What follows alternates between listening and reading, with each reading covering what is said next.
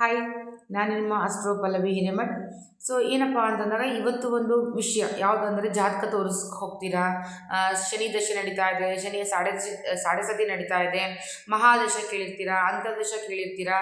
So ಶನಿಯ ಯಾವುದೇ ದಶೆ ಆಗಿರಲಿ, ಮಹಾದಶ ಆಗಿರಲಿ, ಅಂತರ್ದಶ ಆಗಿರಲಿ, ಸಾಡೆ ಸತಿ ಆಗಿರಲಿ, ಎಲ್ಲದರಲ್ಲೂ ಶನಿ ಏನು ಮಾಡ್ತಾರೆ, ಟ್ರಬಲನ್ನು ಕೊಟ್ಟೇ ಕೊಡ್ತಾನೆ. ಓಕೆ, ನಿಮ್ಮ ಜಾತಕದಲ್ಲಿ ಶನಿ ಯಾವ ಪ್ಲೇಸಲ್ಲಿ ಕೂತ್ಕೊಂಡಿದ್ದೀರಾ ಅನ್ನೋದು ಕೂಡ ಇಂಪಾರ್ಟೆಂಟ್ ಆಗುತ್ತೆ. ನಿಮ್ಮ ಕರ್ಮ ಏನು ಹೇಳುತ್ತೆ ಅನ್ನೋದು ಕೂಡ ಇಂಪಾರ್ಟೆಂಟ್ ಆಗುತ್ತೆ. ಯಾಕಂದರೆ ಶನಿ ಏನಪ್ಪ ಅಂತಂದರೆ ಕರ್ಮ ಫಲದಾತ. ನಮ್ಮ ಕರ್ಮ ಹೇಗಿರುತ್ತೆ ನಮ್ಮ ಫಲಗಳು ಹಾಗೆ ಬರುತ್ತೆ.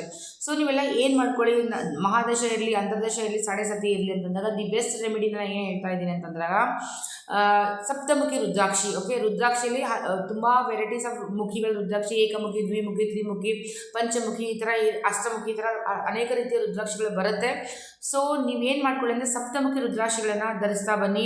ಇದರಿಂದ ಏನಾಗುತ್ತೆ ಅಂತಂದಾಗ ನಿಮ್ಮ ಶನಿಯ ಯಾವುದೇ ದಶೆಯಲ್ಲಿದ್ದರೂ ಕೂಡ ಅದರ ತೊಂದರೆಗಳು, ಡಿಲೇ ಇನ್ ವರ್ಕು ಏನಾಗುತ್ತೆ, ಪ್ರಾಬ್ಲಮ್ಸ್ಗಳು ಕಮ್ಮಿ ಆಗ್ತಾ ಬರುತ್ತೆ, ಡಿಲೇ ಇನ್ ವರ್ಕ್ ಕಮ್ಮಿ ಆಗ್ತಾ ಬರುತ್ತೆ, ಹರ್ಡಲ್ಸ್ ಏನಿರುತ್ತೆ ಅದೆಲ್ಲ ಕಮ್ಮಿ ಆಗ್ತಾ ಬರುತ್ತೆ. ದಿ ಬೆಸ್ಟ್ ರೆಮಿಡಿ ಏನೂ ಇಲ್ಲ, ಜಸ್ಟ್ ಸಪ್ತಮುಖಿ ರುದ್ರಾಕ್ಷಿನ ತಗೊಂಡು ಅದನ್ನು ಪಂಚಪೂಜೆ ಉಪಚಾರಗಳಿಂದ ಅದನ್ನು ನೀವು ಶುದ್ಧೀಕರಣ ಮಾಡಿ ಆ ಒಂದು ಸಪ್ತಮುಖಿ ರುದ್ರಾಕ್ಷಿನ ಹಾಕ್ತಾ ಬನ್ನಿ. ಯಾರೆಲ್ಲ ಶ್ರಾವಣದಲ್ಲೇ ಇದನ್ನು ನೀವು ಏನಾದರೂ ರುದ್ರಾಕ್ಷಿನ ಧರಿಸಿದ್ರೆ ಇನ್ನೂ ಜಾಸ್ತಿ ನಿಮಗೆ ಬೆನಿಫಿಟ್ಟು ಎಫೆಕ್ಟನ್ನು ಕೊಡುತ್ತಾ ಬರುತ್ತೆ. ಸೊ ಈ ಎಲ್ಲ ತೊಂದರೆಗಳಿಗೆ ಒಂದೇ ರಾಮಬಾಣ ಯಾವುದು ಅಂದರೆ ಸಪ್ತಮುಖಿ ರುದ್ರಾಕ್ಷಿ. ಹೆಚ್ಚಿನ ಮಾಹಿತಿಗಾಗಿ ನನಗೆ ಪರ್ಸನಲ್ ಆಗಿ ನೀವು ಕಾಂಟ್ಯಾಕ್ಟ್ ಕೂಡ ಮಾಡ್ಬೋದು. ನನ್ನ ವಿಡಿಯೋನ ಶೇರ್ ಮಾಡಿ, ಲೈಕ್ಸ್ ಮಾಡಿ, ನಿಮ್ಮ ಫ್ರೆಂಡ್ ಫ್ಯಾಮಿಲಿ ಜೊತೆಗೆ ಹಂಚ್ಕೊಳ್ಳೋದನ್ನು ಮರಿಬೇಡಿ. Thank you.